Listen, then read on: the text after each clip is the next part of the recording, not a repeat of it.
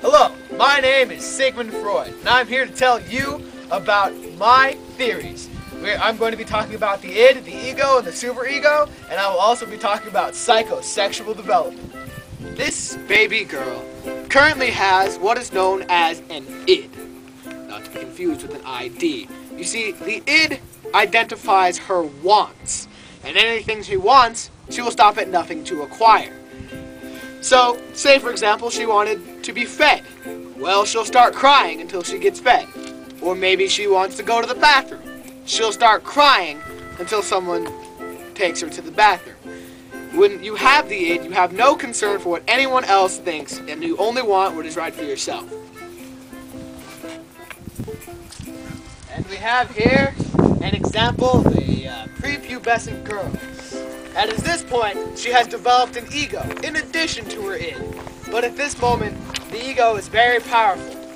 You see, what the ego does is it suppresses the id. So when she has a want, the ego has her think about what other people want. This can often result in shyness if the ego is too powerful. Here we have a post-pubescent female. She has developed a superego in addition to her ego and her id. What the superego does is it balances out the ego and the id. This way, when she wants something, she considers the wants of others, but is not made shy of it. Instead, figures out a way to get what she wants without disturbing others too much.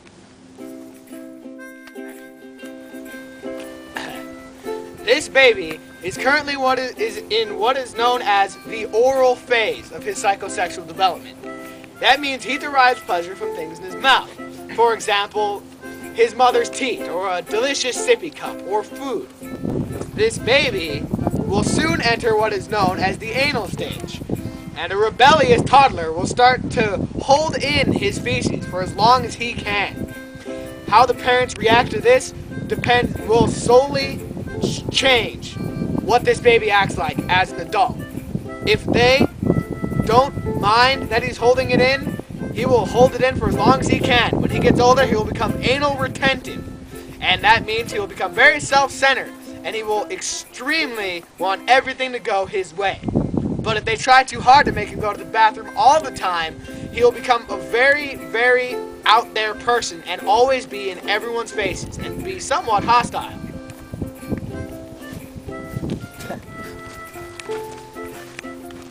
And this here is a prepubescent teenager, or possibly a preteen. He has not quite entered the phallic stage of his life yet, so he has a hormonal drive, but he does not know what this hormonal drive is towards. It is possible that he assumes that the drive is towards academics or social life, so he excels in school or has lots of friends, or both. And we have here an example of a post-pubescent teenager. It is at this age he realizes that his hormonal drive is towards one thing and one thing only: females. And he will get a girlfriend, possibly fall in love, but what's more important is that they mate and have a child, replacing themselves and thus ensuring the survival of the human race. Well, I guess there's only one thing left to do now. What's that? Dance!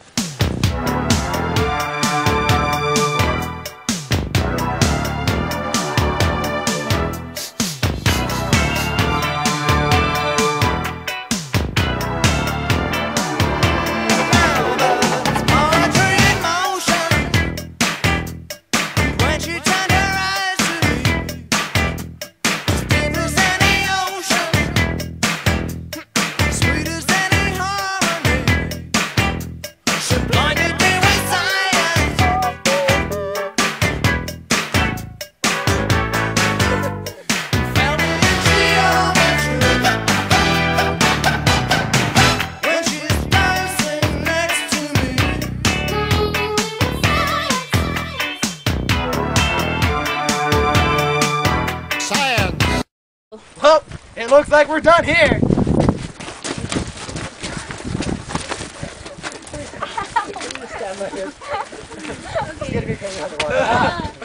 Okay.